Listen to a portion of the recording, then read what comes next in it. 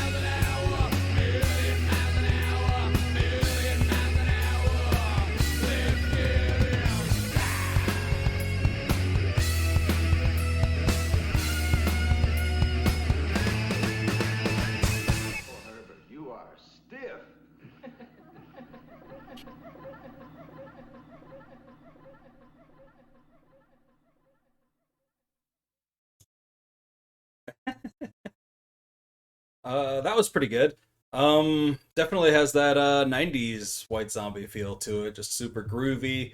Um, Something definitely you could like dance to, but also it's got that hard rock edge to it, that heavy metal edge. Um, Good stuff. I enjoy it. Here is Die Zombie Die.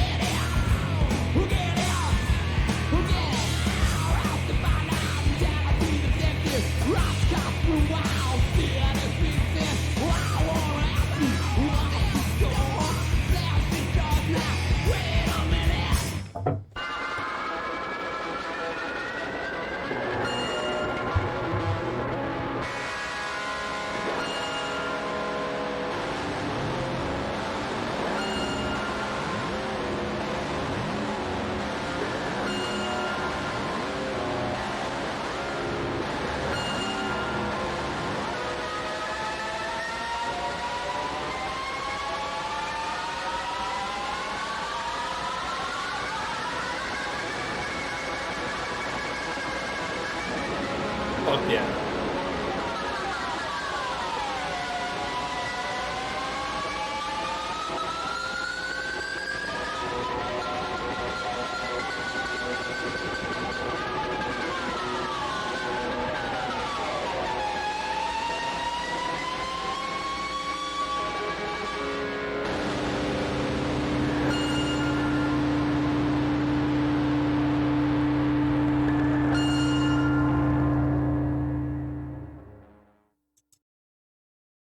That outro is really fucking cool. That outro alone will make it so that this song can go for a little bit if it has just the right lineup of competition. I'm gonna give that one to Die Zombie Die. That was super good. The overall feel of it did have a very like the birthday party mixed with Butthole Surfers, some fucking Captain Beefheart thrown in. How did I miss that this whole time? Yeah, I'm really starting to get an appreciation for this early White Zombies stuff. It takes some time sometimes, you know. What is it that that Jimmy Eat World fan said that every White Zombie fan really loves? It takes some time, little girl. You're in the middle of the ride. Everything will be just fine. I'll stop. Uh, anyway, we've got social media if you want to talk about it. I've got social media if you want to talk about it. We've got Instagram, Facebook, and Twitter. We also have a TikTok account if you think these videos are a bit too long and you'd like to see them shortened down a bit. Check out that TikTok, baby. I will link these songs as well as the tournament brackets down in the description there. But also, if I remember to do it, there should be an address right underneath me here for the tournament bracket. So feel free to type that up into your little computery poo or your phony poo or your chalkboardy poo and look it up. See what the tournament bracket looks like. See what round two's looking like. There is only one more day in round one, which is our buys round basically. So I'll see you tomorrow for that one, and then we'll be getting into the tournament proper. Round two is where this really starts. This is just the preliminaries. We've got a Cash App and Venmo if you feel like throwing us a little bit of money, if you feel like you'd like to throw a donation at the channel. That is how you would do so. I don't have any other means yet, but if I get enough fans, you know, I'd like to start a Patreon where I offer things like for my Beatles fans, we have these no Ringo, no life buttons. I don't know if you can see that there, but these things were sent to me by one of my very good friends, Casey. She sent me a whole bag of these, and you know, some lucky donors can get some of these if they'd like to. You know what? If you're watching right now and you gave me a donation already, I'm talking to you, Laughing Goddess, and I'm talking to you, Steve Nash. I haven't heard from you in a while though, Steve, so I'm gonna have to hit you up and let you know the White Zombie tournament's going, and I have a No Ringo No Life badge for you. Both of you, if you just message me on both of you just get a hold of me through personal message, DM me wherever. We've talked through DMs before, it's all good. Get me your address and I'll send you one of those little guys. And anyone else that donates, give me an address and I'll send you one of my awesome No Ringo No Life pins. I love those things, and I'm only going to keep like maybe one or two for myself. The rest of them are up for grabs. Like the video if you like the video, and subscribe to the channel if you haven't already. I've seen a little bit more activity in the subscriptions, and my spirits have been lifted. So thank you very much, all my new subscribers. If you're new here from White Zombies forum that we've been spamming with our videos, I appreciate you allowing us to post every video. We're not trying to irritate people. We post a lot of videos, and we'd like people to see every one of them. Thank you for joining us if you're interested in the tournament. And apologies if I kill any of your favorites. Nothing personal. Nothing personal at all. I kill my favorites all the time in these tournaments. I've been doing them for years before I started this YouTube channel. And every one of them is more heartbreaking than the last, it seems. So I'm glad to have you all here with me. Share the video with your friends and family members, or any White Zombie fanatics that you may know, any Rob Zombie fanatics that you may know, or hey, any Powerman 5000 fans you think really need to see some of their White Zombie action too. Their tertiary industrial metal action. Their horror themed metal instead of sci-fi themed. Seems like that's the only difference, right? Comment down below with which of these two songs you would have chosen if you were in the hot seat today. And that is all the White Zombie action I've got for you. That's all the music tournament action I've got for you. So I hope you do a couple of things for me. I need you to have a great night, a fantastic afternoon, and a wonderful morning. And I'll see you tomorrow for some hot music tournament action. Beatles, White Zombie, either one of those, both of those. Bye.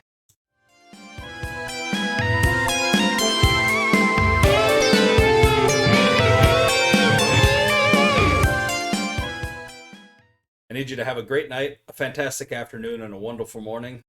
Wonderful